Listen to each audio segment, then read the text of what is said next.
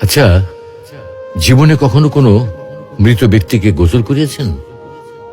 যদি কখনো সুযোগ হয় তাহলে সেই মৃত ব্যক্তিকে গোসল করাবেন। তখন খুব কাছ থেকে দেখবেন মৃত মানুষের দেহটা কতটা অসহায় লাগে, মৃত্যুর পরে মানুষের দেহ কতটা ভয়ের কারণ হয়ে দাঁড়ায়। সুযোগ পেলে রাতে লাশটা পাহারা দেবেন, তখন বুঝতে পারবেন প্রিয় মানুষটার লাশ রাতের বেলায় আপনার কাছে কতটা অদ্ভুত লাগে, কতটা ভয়ের কারণ হয়ে ওঠে, কতটা আতঙ্কের কারণ হয়ে যায়।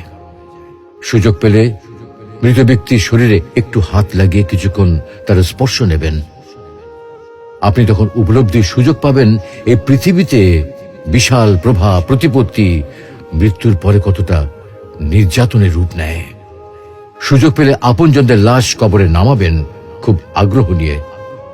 শেষবারের মতো মৃতদেহের মুখটি একবার দেখার চেষ্টা করবেন এবং বারবার উপলব্ধি করার চেষ্টা করবেন এই মৃতদের সাথে অনন্তকালের যাত্রার পথে এটাই আপনার জীবনের শেষ দেখা।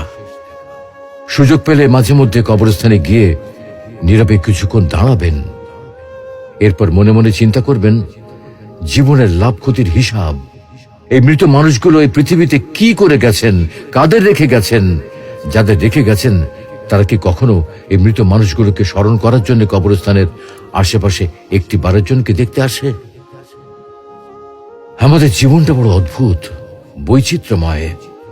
আমরা এর জন্যে, ওর জন্যে, ধন সম্পদের জন্যে, ঐশ্বর্যের জন্যে, বাড়ি গাড়ি টাকা পয়সার জন্যে কত না মায়া দেখাই, আগ্রহ দেখাই, আরো চাই আমাদের। অথচ এই জীবনে আমরা মৃত্যুর কথা না ভেবে, পরকালের জবাবদিহির কথা না ভেবে কিভাবে আরো সম্পদ অর্জন করতে পারি সেই চিন্তায় বিভোর থাকি।